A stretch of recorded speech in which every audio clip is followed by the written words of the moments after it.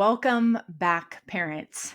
Listen, I don't know about you, but one of the most terrifying things to me as a parent is the idea that one of my kids might experience sexual abuse of some nature in their lifetime.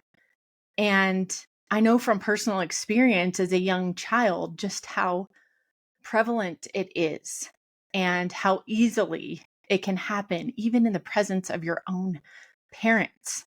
I had a very close encounter as a 9-year-old girl when I was at a hotel with my entire family, my two siblings, my parents.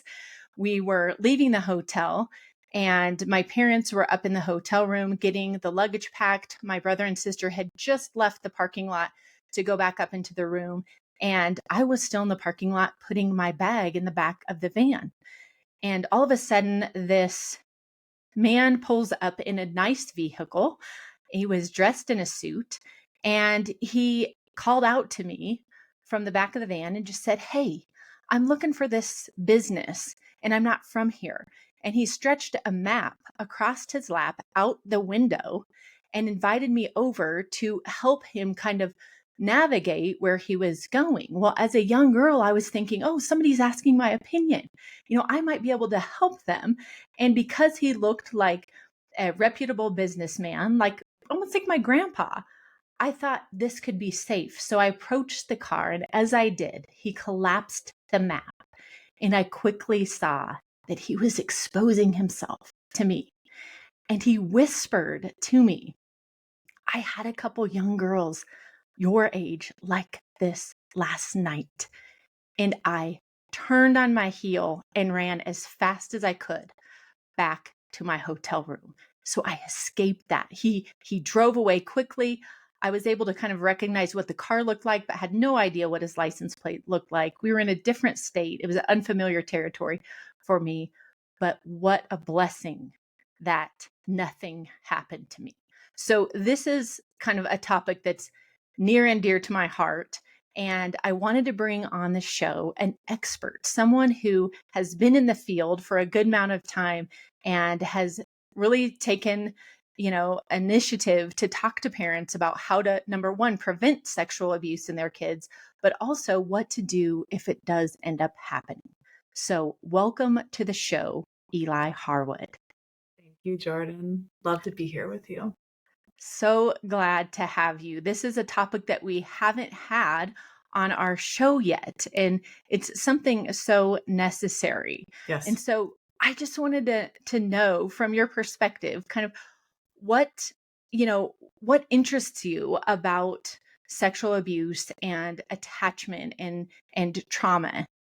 So I come from a family where if you were to put up a Christmas tree and the ornaments were going to represent my family's story, there would be a lot of ornaments on that tree that were around addiction. There'd be a lot of ornaments on that tree that would be around mental illness. And there would be a lot of ornaments on that tree around abuse and specifically sexual abuse. Mm. So I am a product of many, many, many, many different experiences of abuse and trauma that were very unresolved. And so I came into the world really under my mother's leadership around the time that I was 9 years old. She made a decision to really shift the security in our family and went and got help for herself. And in doing that, really shifted the trajectory of my life and our lives. But we still had a lot of familial baggage to unpack. So I spent a lot of my teens and 20s unpacking my family's baggage. And not a small amount of it was related to childhood sexual abuse. Wow. So that is kind of where my personal life became my professional life. I eventually decided, I think I'm going to be a shrink. I think that's what I'm going to do. And so I went to graduate school and became a counselor. And then for the last 17 years, I've been working with individuals and families, healing trauma, helping people learn how to develop secure attachment within themselves and within their relationships, especially with their children, in order to help prevent the transmission ongoing of generational trauma. In that, There are a few different things that families encounter that are challenging to overcome, but I'm not sure that any of them are as challenging as childhood sexual abuse or as common. Yes. We're gonna really dig in today to what can you do as a parent to help prevent abuse in the life of your child, and what do you do to help heal or respond to a child that has experienced it, and what can you do if this is a part of your story and your Yes. journey. Um, I really am such a therapist, and I'm sure that you are this way too. But when you were telling your story and you said, I'm so blessed nothing happened, what I thought was something happened. That's true.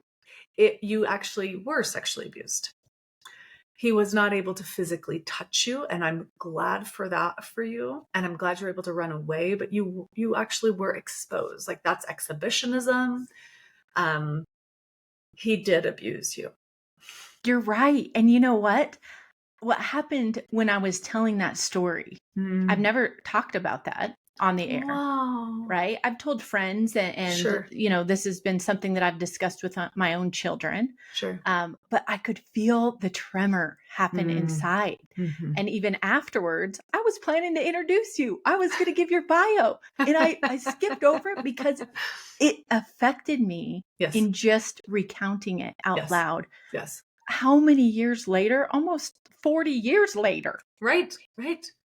And yet it still has an impact. I mean, that was a deeply impactful experience. And that person was very unwell, and they were looking for someone to overpower. That was what Totally. that was about. Right. And Yes. to shock you. He knew exactly how to do it in a way to get you into the most innocent, childlike state in order to then create disgust on your face, which is part of his demented situation that he's never resolved. But that experience, though not as maybe foundational and formational as someone who's like ritualistically molested or raped over periods of years, it still had a significant impact. You're So right. one question I have for you is, did you go and tell your parents? So I ran right up to the room, into the bathroom, locked the door, sat down in there, and just was in shock. Mm-hmm. And my parents are like loading up the stuff. They're like, "What are you doing in there? Come out. We've got to go." Like, come on. They had no idea. Yeah. And so they're thinking this is, this is she's just my being daughter an being annoying child. Yes. Right, totally.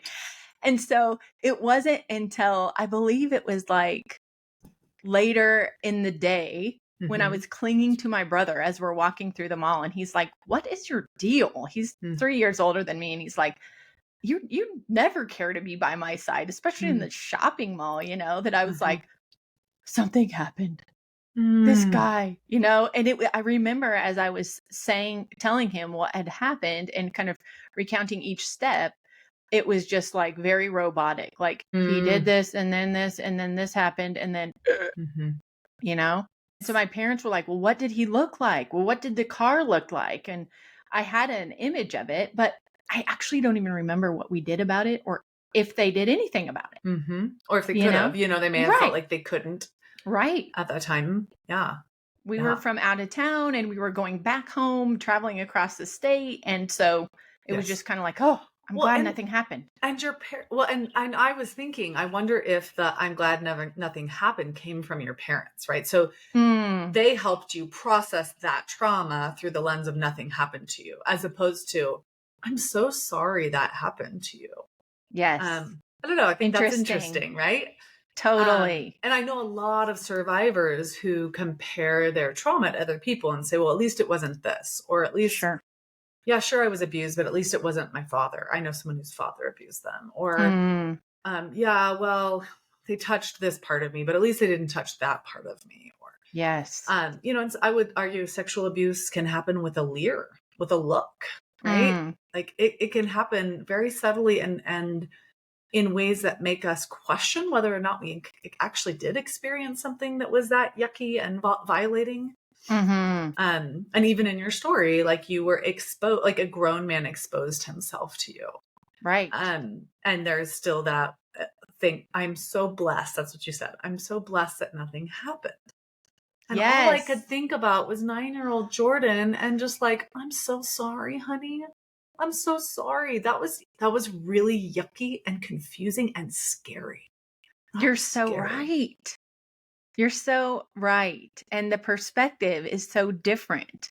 Mhm. And actually it feels better to hear you say that. Like something happened. Yeah, because that And aligns with what your body knows. Your body knows that truth. yes. Yeah. Talk about that a little bit. How kids process, Yeah. just what happened and then the language around that and Yeah. the contradiction between what feels like violation and then what we tell ourselves about that. Yes. Well, this is like going to be a 5-hour conversation. Um, well, let me start by saying this. When we think about preventing sexual abuse, I want you all to hold into your heads two facts. One fact is we are not in control of what happens to our children. So your Mm, parents didn't fail by letting a 9-year-old be down at the car, putting her bag in the car. In fact, that was like a great step of developing independence and competency in the world. Like 9-year-olds need chances to be independent in spaces like that. It was not a failure on your parents' part that they weren't watching you every second of the day. right. So I say that because I think once we start talking about this subject, it can really activate us into an anxiety state where we feel like we must watch constantly 24/7 and that a good parent would never let that happen to their kid. Mm, We don't always have that privilege or power. And our kids do rely on other people, other adults in their world. And your story actually is fairly unique in that it was a stranger. Most yes. sexual abuse happens at the hands of people we know and trust. So so that's fact one. So fact one is we're not in control of what's happening to our children. And fact two is that how we engage this topic with our children can help to empower them and can help to signal to other adults in their world that we are not the people they want to be targeting.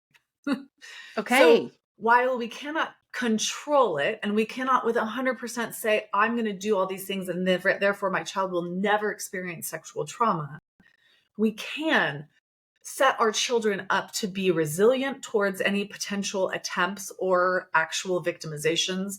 And we can create a relationship where our children can then come to us and process that and let us know. So that's what we're going to focus on today. And when you talked about language, that's our first step. So as soon as our babies are out of the gate, we can start using anatomically correct language to describe all of their body parts.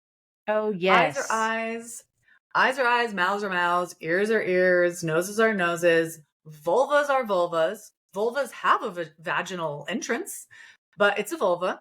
Yes. There's a penis, there are testicles, and there is an anus. And our poop Yes. comes out of our anus. And these words are not dirty, they are not wrong, and they are not sexual.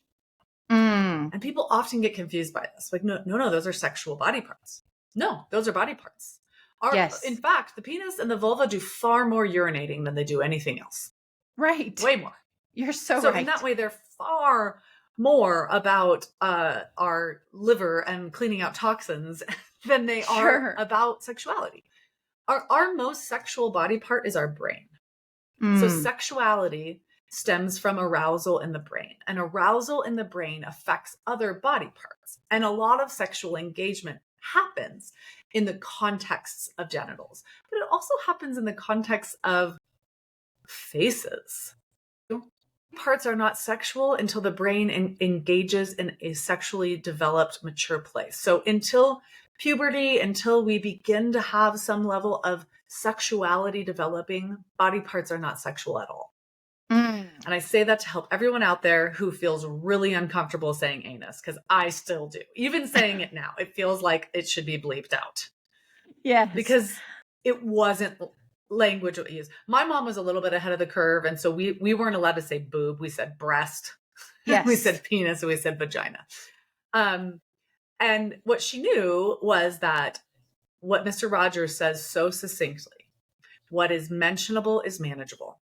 So if our children do not feel comfort talking about body parts that are usually targeted in sexual abuse, how can they possibly bring it up to us? We're wanting to give them the type of vernacular that makes it easy to talk about what's going on. We also do it because it signals to predators that these are children that are having conversations with the grownups in their world about uncomfortable topics. So this is a child that is likely to say something. Great. It also makes it more likely that criminal charges will be successfully turned into criminal verdicts, right? Yes. So if a child is testifying about sexual abuse and they say, and then this person touched my cookie, there's a famous case where this is what the child said. Well, there's reasonable doubt, and you cannot, as a jury, convict someone of a crime when there's reasonable doubt. Right. And so we want to empower our children to talk about all parts of their body without shame. And this is also helping them develop healthy sexuality later on. You know, there's the problem of our children being sexualized and sexually abused too early. But there's also the problem of our children feeling such immense shame about sexuality that well into their marriages, they still feel dirty when they engage their partner in sex. Right. So we want our children to be sexually free and sexually well, which means that early on we are sending the message there is nothing wrong. There's nothing shameful. There's nothing embarrassing about these body parts in particular. Right. So that's step one. Language. It's all about the language. Call it what it is, people. Anatomically correct words. Yep. Yes. And if you are not comfortable with those words, just maybe practice. Sit in your bathroom. I mean, I know this sounds hilarious, but literally sit in your bathroom and go penis, testicles, and laugh a little and get a little uncomfortable. And then find yourself like, I can say toe, I can say testicle. Just a body part. It's a body part. Eli, right? I have to admit, when my son was young, he was probably 8 or 9. We were having these talks with him, and he would get so red-faced about the word penis or vagina. Yep. And so we had this thing where we said, he was rolling around on the floor in the living room, and we're like, say it 3 times, say it 3 times. It was almost like we were torturing him, because we're like, we're trying to kind of desensitize him to this language. And he laughed, and he said it, and he laughed, and he said it, and he laughed, and he said it. And now it's fine. Yes. Right? Yes. He's comfortable. He's familiar. That's what he calls it. He's helping his siblings understand that, it's just what we call it. Totally. It's not a bad word. You know? Yes. Not a bad word. These are not bad words. These are not dirty words. Okay. So that's your step 1. Okay. Step 2. Ideally around the age of 2.5 or 3, you start to teach body safety rules. And body safety rules really help your children process that there's this other category of touch that's different, but that's also still hurtful. So kids by that age already know we don't bite, we don't kick, we don't hit, we don't punch. Hopefully they already know all those things. Right. In addition to that, we don't touch or look at or ask to look at or expose parts of our bodies that belong under our swimsuits to people outside of our family unit. So, and the reason for that is those parts can get hurt really easily, which is true. I mean, on multiple levels. Infections, urinary tract infections, all those parts have more tender skin. They could get injured more easily. You know, if you're a boy and you've ever been kicked where it counts, that hurts. In the penis, it's really high nerve bundled, right? So there's lots of nerves in those areas. So pain comes more readily. So we're helping them understand those are just off limit places. And we want to really empower them to do that. You know, the other night even I was like playing with one of my 3.5-year-olds, and I kind of went and like did like a butt pinchy thing. That's like such a parent thing. They're so totally cute, and you just want to pinch their butt. And she goes, "Mom, that's my private part. Don't touch my butt." And I went, "Oh yeah. Oh my gosh. Thank you for reminding me. Good job." Yes. That's right. Because we want them to scare off adult predators, but we also want them to be able to feel really empowered with their peers who may have been abused by an adult predator and may be playing out some of that behavior as they're trying to process what happened to them with our children. So we're talking about it. I set up body safety rules every time another kid comes over, and every time my kid goes over to another house. Right before they leave, I say, "Okay, who wants to remind me what the body safety rules are?" I get it fresh in their heads. We go over no hitting, no biting, no kicking, no spitting. You know, they always add something like no name calling. I'm like, great. And what about the parts that are under our swimsuits? What about our vulvas, our penises, our bottoms, our anuses? What about that? Are we allowed to touch those parts? Do we look at those parts? What do we do? No. Okay. And then we don't look at pictures of those things either. So if someone tries to show you a picture of some of those body parts, like especially grown-up body parts, that's not something they're supposed to be doing. We can look at drawings and books, you can ask questions, you can look at your own body parts, but we're basically trying to help prevent pornography exposure. Yes, I Right? appreciate that so much. And I'm wondering, when you talk to parents about this and Mm-hmm. the body safety rules, do they Yep. say like, "Oh no, but I'm afraid if I bring this up to them right before they, get together with their friends, That that's they'll going to think create about even it more more. right, and You that's going know, to create curiosity." I think that I'm sure you have this too. Like it's a strange thing to be a therapist in the world. So I think people Yes, relate to me differently than probably they do the average parent. Um, totally. but what I usually do is I say, hey, is it cool with you if I review the body safety rules? And I think because they're rules, most people feel good with that. Yeah. I've never had anyone say no. Honestly, I think most of the parents I'm around are relieved. They're like, how does she say this? How do we say Yes. this? They're taking notes. Yeah. So, and I want everyone to know that like the more that we address these things, the less covert curiosity our kids have to have. So the less likely they're going to play it out versus just talk about it with us, ask Yes. us questions. We're creating an open dialogue.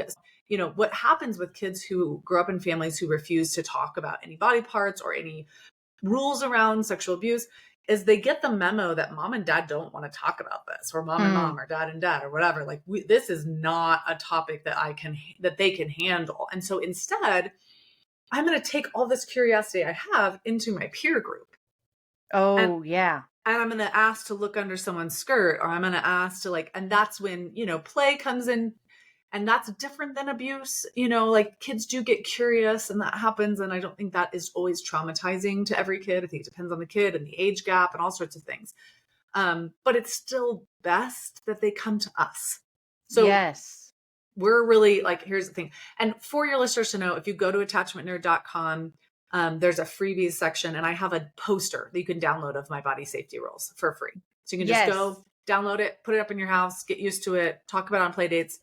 Attachmentnerd.com. So the other piece of this puzzle is when our kids are younger and they really can't verbalize what's happening around them or process it, or if they're neurodivergent in some way where they really aren't verbal at all, we want to signal to anyone we leave them in their care of that we're thinking about these things, because an adult predator, pedophile, is targeting children they feel they can overpower without getting caught.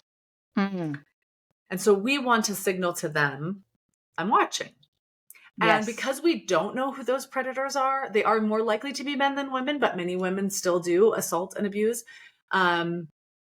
We want to just go ahead and cover the whole gamut, right? So whenever my kids started a new school, I say something along the lines of, hey, by the way, I'm teaching all my kids anatomically correct language. I just want to make sure you're comfortable with that, because they may say, will you wipe my anus? And you might look at them cross-eyed like, wipe my anus? What? Whoa, my goodness.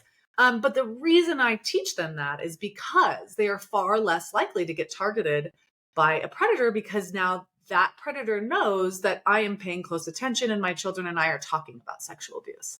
Love it. Yes. And if you have caregivers and youth leaders and pastors, I'm using all those words because I've heard one too many of those stories. Right. Grandparents, uncles, aunts, neighbors, babysitters. So they've all been warned. They are far less likely to then try to covertly groom your child and abuse your child, because you've just signaled this is a risky place to do that. Yes. Oh, such good advice. Use the Thank you. language, let them know. Yes. Right? Yep. We talk about these things, they may bring this up, and this is acceptable Yes. in our home. Yep. I remember getting a phone call from my son's teacher when I think he was in second grade, and she was like, we've got a problem. Oh no. He used the word penis, and it really alarmed people in the class and the other kids. And I was like, well, what were you talking about? And she told me, and it was perfectly appropriate. He was like on point. And I said, that's what we call this body part.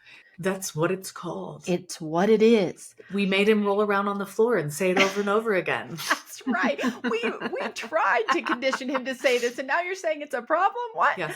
But that's about their discomfort. Yes. And as a caregiver, what you really want to do is you want to be aware of people that are offended, like defensive. That's not a good sign. Why is that person defensive? Some people are uncomfortable, which I think is different than being highly defensive about it. But if someone's highly defensive about it, that's probably not a great environment for your kid to be in. Mm-hmm. And maybe consider another environment if you have the privilege and the capacity to do that. Totally. I would not keep my kids in a daycare with a daycare provider who reacted negatively to my little spiel about anatomically correct words. That'd be a red flag for me. It's like, okay, we're moving on. So you've taught all the language, you've made it talkable. Then you've taught body safety rules. That's great. Now, around the age of 4.5 to 5, we're going to talk directly with our children about sexual abuse. And this one is one I always get pushed back because like parents are like, I don't want them to lose their innocence. And I'm like, they're not losing their innocence. They're gaining information, and gaining information might be the thing that actually prevents them from losing their innocence. 100%. And this conversation needs to include several things. So it needs to include an understanding of grooming and how grooming works. It needs to be clear that abuse can happen from anybody, even people we love and trust. And we need to help them make a plan for what to do if someone attempts or succeeds at abusing. Just like we talk to children about drowning, about water safety, we talk to children about sexual abuse. They are far more likely to be sexual abused than they are to drown. Wow. I never thought of that. So true. This is how my brain works. So when my son was 5, I had this conversation with him and I said to him, hey, I need to have an important conversation with you. You know how we've learned that we don't walk in the street because a car could hit us and we could end up in the hospital, and that would be not good. And we don't jump into water that's deeper than we can swim in because we could get sucked under the water and not be able to breathe, and that would be not good. Well, there's this other thing that can happen in the world where either a grown-up or another kid asks to do things to your body that are unsafe for a kid's body. They might ask you to touch some of their private parts. They might ask you to look at their private parts. They might ask you to show them your private parts, and they might try to touch your private parts, show you pictures of other people touching private parts. They might try to ask you to touch another child's private parts, like anything that involves private parts or kissing on the mouth, or any kind of uncomfortable touch. Yes. This is something we call sexual abuse, and we just call it that. Yes. Not taking away their innocence. And the key is that we are grounded in this conversation, that we are not panicking, that we are not overreacting as we have this conversation, but that we are, just like when we talk about other scary things, having a level of solemnness that they can pick up on. Like, oh, this is a serious conversation that we're having right now. So good. Yes. And when I told my son this the first time, he looked at me and goes, that's weird. Right? He's 5. Yes. He already knows that's weird. And I was like, I know. It's like, why did they do that? And I was like, yes, a lot of people have really messed up experiences when they were kids, and they just never, ever get better. And they just do it to other kids instead of actually thinking about what happened to them and dealing with that. He's like, okay. Yes. And I want to underscore how capable our kids are of these conversations at 5 years old. Yes. They get it. They understand. They ask clarifying questions. They're like, yes. Tell me why somebody would want to do that. Like they understand the dignity of their bodies and the safety that you have provided in your home. And so it's very like they need this conversation. Like, tell me why that would happen and how to recognize it or what to do. How do I stand up for myself if that person does this, Yep. So then I explained, here's what they usually do to get you there. So usually that person is going to do things to put you in a position to make it hard for you to say no. So they might make you feel extra special, give you special treats or special attention, or make you think that like somehow they're an extra important person in your life. So that when they ask you to do one of these things, or when they start doing these things to you, you feel guilty about saying no because you feel bonded to them already. Oh, yes. So, and you explain, like, if someone gave you a brand new stuffed animal and it was something you really loved and you loved it, and then a couple weeks later they said, well, now I want to punch you in the face because I gave you a stuffed animal, you might feel kind of confused. Like, wait a minute, I'm confused. And maybe you would Right. like pause for a second and not know what to say. And then they punch you in the face and then you're like super confused. Right. And then they give you Yes. something else. And then you think, well, maybe they're not mad at me and I don't know what to do with this. That's how these people work. They confuse you with kindness. That's what grooming Yes. is. They confuse you with kindness, or sometimes they make up lies to scare you. So they might say something like, if you don't do this, then I'm going to hurt your mom and dad. And I Right. want you to know that these are the type of people who make things up. They're the type of people that hurt kids. So you already know that they're not really trustworthy characters. So if they say like this bad thing is going to happen, I want you to know it's not true. That's not what's going to happen. They just know that you don't know that. And they know that you're a kid and they're trying to scare you so they can get what they want from you.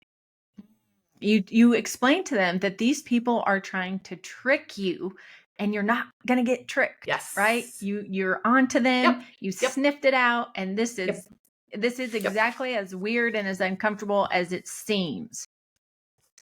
That's right. It feels weird because it is weird. Yes. So then we start working on a plan. And so we came up with, what do we think our plan is? And he came up with run, yell, tell. Oh, I Run, love yell, it. tell. I was like, that's great.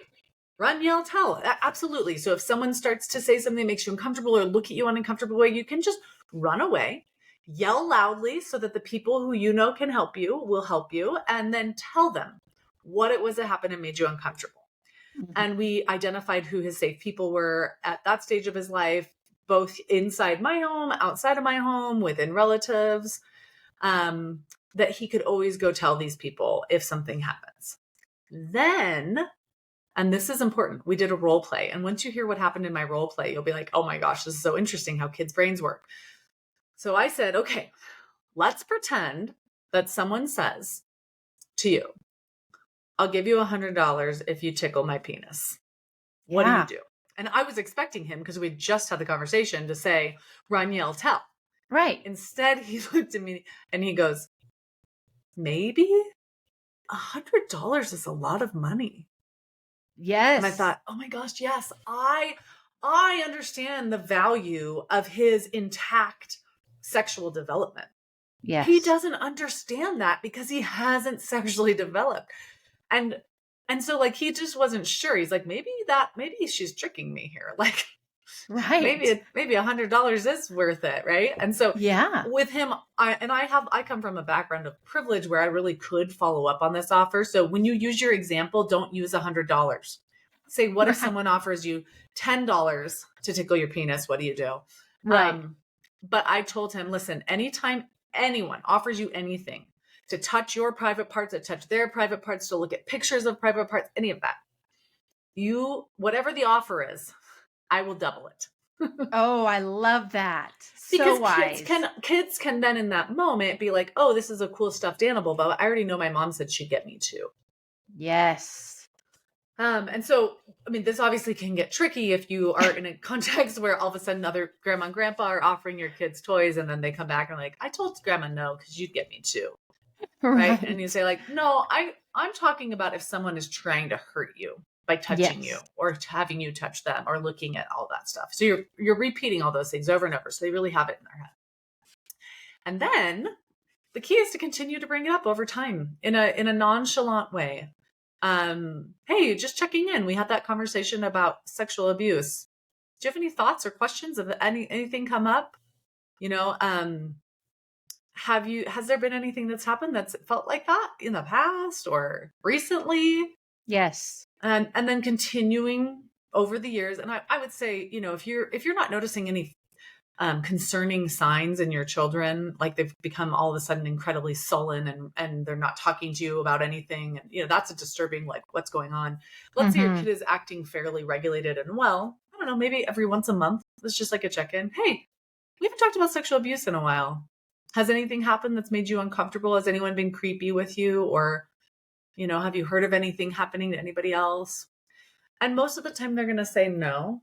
And that's great. But you've set the stage that it's something they can bring to you if and when they are able to and ready to. Sometimes it takes kids a while to disclose.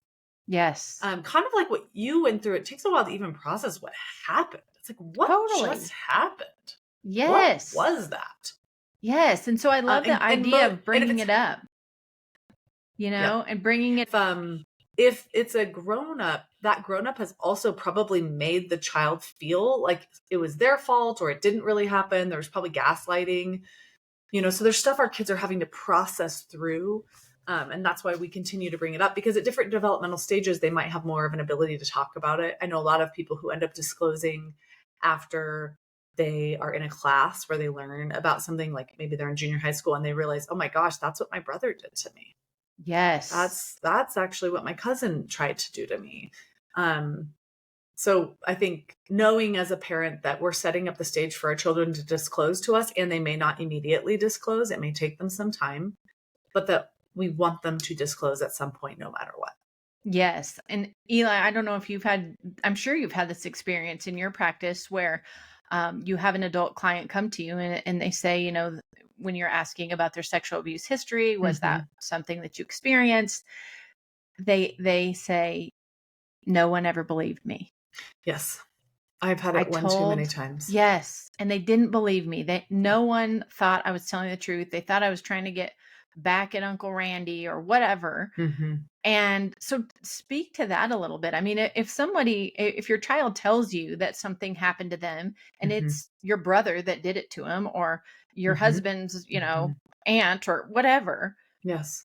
How should you respond to them so that they will continue talking about it versus, shutting it down?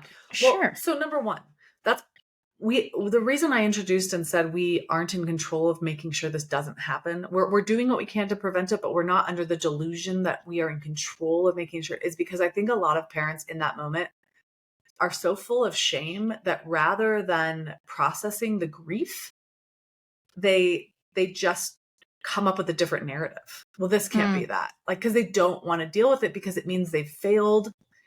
So we want to come to our children with the acceptance that they may experience this in the world. 1 in 3 girls, 1 in 6 boys by the time they're 18. Wow. And we've all witnessed the Me Too movement. How many women have been sexually assaulted, sexually abused, raped in adulthood as well? Like, the likelihood is our children will experience some form of sexual violence in their lifetime. And so we need to be prepared to hold that travesty and tragedy with them, which means we do need to believe them. So if in the future my children come to me and say, Mom, this happened, my first response is going to be, I'm so sorry. Tell me what you remember, or tell me when. Just very gently and openly receptive to them telling the story in that moment. And they may not tell you a lot in that first time. It might have just taken so much courage to say it at all that then they're like, I don't want to talk about it anymore. Yes. And then our response is, okay, we don't have to talk right now. We will figure this out, but we don't have to talk right now. And then our next line of communication is, I'm going to do everything I can to make sure that never happens again. So that they hear that A, they're believed, and they're believed so much that B, we are going to intervene in some way, shape, or form. Yes. One of the things that I heard, from clients is that, when their kids come to disclose that they have been abused by a relative, someone close to them, Yes. in the home, they say, I'm going to tell you this, but you can't tell anyone because I don't want, Uncle Joe to get in trouble. Yes. And I don't want him to go away or something. I don't want something bad to happen to his family because he's going to go to jail. Right. And so then as a parent, you're put in a position where it's like, oh no, he's trusting in me or she's trusting in me. Yeah. And so what do I do about this? So speak to that a little bit. What advice would you give a parent in that situation? Okay. So let's say they say before they disclose, I want to tell you something, but you have to promise not to tell anyone. What I want you to do is say, you can tell me anything, and no matter what you tell me, I'm going to make sure that you are safe, that we are safe, that everybody in the situation is safe. Yes, So you're not promising. you're not saying, I'm not going to tell anyone, but you are reassuring what the fear is underneath that. Underneath that fear is someone will get hurt. Yes. Which is another reason I like to tell parents, please don't do the shotgun approach to protection. Please don't tell your children, if anyone ever hurts you, I'm going to send them to the funny farm. If anybody ever hurts you, I'm going to take them out back and teach them a lesson. Don't do that, because now your children are set up to protect you instead of disclosing to you. So they won't tell you because they're afraid you're going to lose your nutter and end up in jail. Oh, that is so good. Yes. Do not pre-tell them how you're going to hurt the person if they get hurt by them. Ooh, that's good. Good reminder. That makes children feel protected. That makes children, it adds to the pile of terror. Yes. What makes children feel protected is, if something ever happens to you, I will believe you and I will make sure it stops. And then I will help you get the healing that you need to get through it. We will get through it together. Yes. So that's the next message is, this is not going to happen anymore, and we're going to get through this. And then, your job is to go to your village, to your friends and family members, partners, whoever it is in your world that can help you grieve, because it is not happening to you, but it is happening to you. Being the parent of a child who's experiencing trauma is a nightmare. So you go to your people and you process, and you get wise counsel from therapists, from supports, and you get connected to other grownups that are going to help you figure out how to help your child through this. Yes. And it does get messy, so this scenario happens way too often, is that a sibling, an older sibling, usually a boy, not always a boy, assaults a younger sibling. And so the younger sibling discloses to you, and your brain freezes because you were only prepared to deal with some psychopathic pedophile. And you were going to just call the cops and end their life as they knew it. Yes. And now it's your other child. Oh, so different. It's so different. And it's unfortunately not uncommon. 33% of all sexual abuse happens from child to child. So it's a large chunk. 80% of sexual abuse happens at the hands of someone we know and trust. So, like I said, you were in a small percentage of people that experience sexual abuse outside of those contexts. But so if that's the situation, and one sibling to the next, you're going to have to do a lot of different forms of investigating. So first of all, you're communicating to the younger sibling. I'm so proud of you for telling me. That was so brave. Yes. And they're like, is Danny going to get in trouble? And you're like, Danny is going to get help. We are going to make sure that whatever's going on with Danny gets what it needs, but he is not going to be able to do that to you again. Yes. Okay? This won't happen again. I'm so proud of you. And then you're going to have a lot of complexity. And this is why you need to have a professional in your corner if this has occurred in your life. And I know a lot of people get freaked out because they're like, well, what if CPS gets called? First of all, I want everyone to know that CPS very rarely takes kids out of homes. They don't want to take your kid out of your home. They don't want to pay to take your kid out of your home. Like, they're really only going to take kids out of homes where caregivers are truly neglectful and are truly abusive. Yes. So even if CPS gets called, what that will actually likely unlock in your life is more resources. Yes. Agreed. If they don't. But if they do. So if you're sharing with a therapist, hey, this is what my child told me, that their sibling was touching their private parts or having them, this is a specific scenario. I've worked with a sibling sexual abuse. An older sibling was having a younger sibling take all their clothes off, take a shower, and do gymnastics moves in the shower. Okay. Haven't heard that one before, but things happen. That's right. So, this is what's happened. And you're telling a therapist, this is what's happened. You want the therapist to help you really evaluate and make sure that's all that has happened. Yes. Not that isn't in itself traumatic, confusing, disorienting, and a form of trauma, but that we want to make sure there's not other stuff going on. What's the full extent of this? And then we want to make sure that we know what it is that's motivating that older child. Is this curiosity? Right? So again, maybe we've raised our children not talking about these things because we were told they were bad and scary, and we thought we weren't supposed to, and so we didn't. And so now we have an 11-year-old boy in the home who's very curious about bodies and is like, well, my sister has a body, and I want to see what it looks like. And so they're trying, like, is it motivated by curiosity, or has this child been exposed to pornography early? Have they had their own trauma from somebody else, another child or another grown up? We're really wanting to evaluate what's going on. Yes. And then we're going to establish really clear rules about, when and where these two kids or all of our kids are to be alone with each other. We're going to make sure we're talking about sexual abuse. We're going to have family therapy so Yes. that our children don't have to have the trauma of being dropped and ignored, along with the trauma of having experienced some form of sexual violation.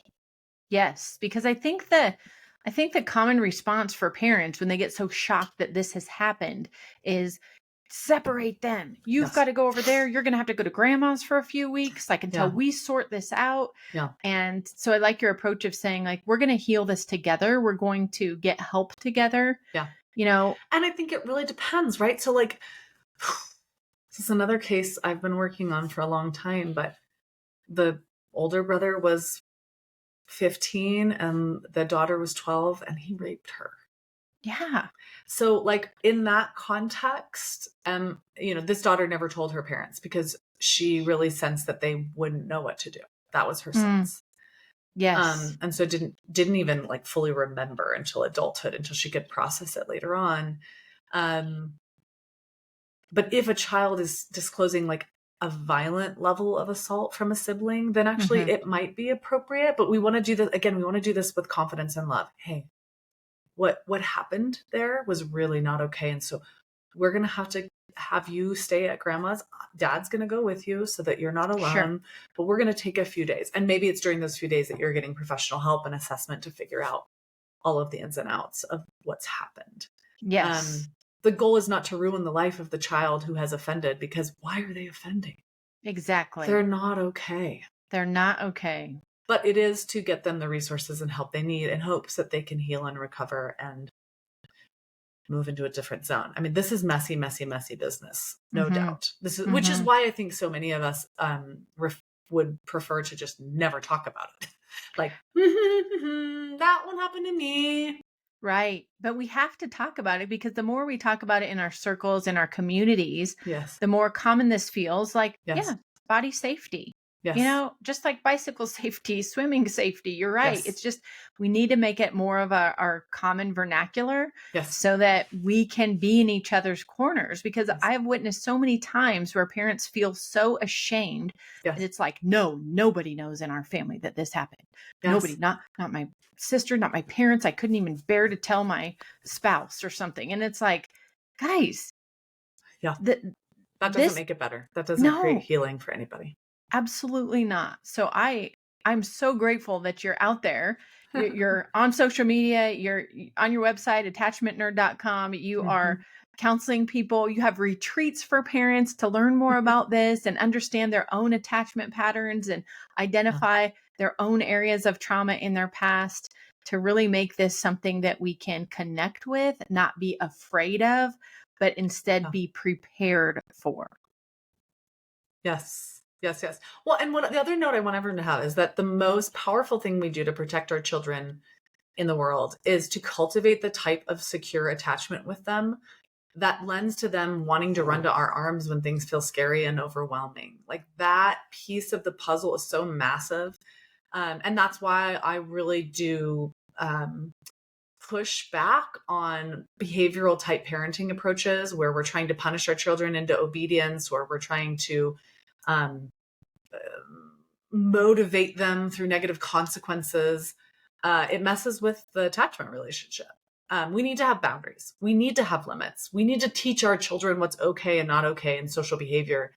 But we don't have to hurt them in order for them to learn. And I want us all to remember that, when we're in a new job and we're learning something new, we don't need the people who are training us to threaten to dock our pay if we don't do it right the first, second, third, or fourth time. Oh, we man, need them you're to so give right. us clues and guides and ideas, right? And that, like, that's not permissive. Permissive is just ignoring and not helping a child to develop. But we can be connected teachers and guides so that when the big bad stuff comes, our children are more likely to come tell us so that we can help them, so that we can prevent it from being a years long encounter. And instead it be, a creepy feeling in a parking lot, like Yes. that's, we want our children to be able to have resilience, and resilience comes from connection. Yes, you're so right. I was talking about my own experience that I shared earlier with my parents, and my parents said, "Ugh, our parents never talked about this stuff with us. Yeah. So why would they talk to us about this?" Right? It's Right. like they're thinking like, well, that wasn't common talk around our house. Like Yep. nobody shared about that. You kind of heard about it from people who had already experienced something bad. But, Yep. what you're saying is lay the foundation early with your kids, Yes. 4 to 5. Make Yep. this common talk. Yep. Don't scare them every time they do something wrong by punishing them and only rewarding like pure obedience without questioning anything, right? Because that Right. creates fear and they're just obeying because they're afraid of you. Yeah, that's compliance. We want our children to be cooperative, but not compliant, because we all know that not every person in power in the world is wielding their power with kindness and grace and creativity, right? And so, like, there are places we want our children to defy authority. Yes. And we definitely want them to defy the authority of a grown-up who's trying to sexually abuse them and grooming them. And we can't teach them that skill if we're also teaching them blind obedience. So we have to think in relational terms. I have so much more information.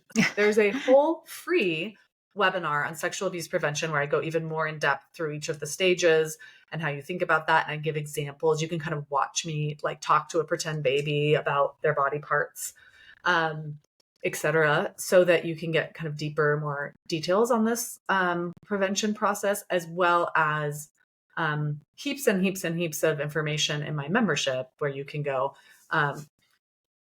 watch videos on how to stay calm when your child is upset, or how to help you and your partner get on the same page about parenting, kind of all the things entailed in cultivating secure attachment for our kids. And the biggest piece of what we know from the data of how we offer our children secure attachment experiences with us is about, have we done our own work about our own attachment experiences? So have we reflected on what we experienced growing up with our caregivers? Have we grieved any parts of that were insecure or painful? And then we can start to apply and grow and relate to our kids in more secure ways. So that's what my book is. It's not a parenting book. It's actually to help you go back and learn what happened to you, how it impacted you. There's a section that like references sexual abuse, because that can be a piece of your attachment puzzle. If you were sexually abused and then you shut down and you stopped going to your parents about anything, that affected your attachment pattern. And then a whole section on kind of what you developed as coping skills, and then how can you now learn to rely securely on the other adults in your life. So how can you build secure attachment relationships that co-regulate and support you? And because if we aren't doing that, we can't give our kids what they need. We're just going to get overstimulated, overtired.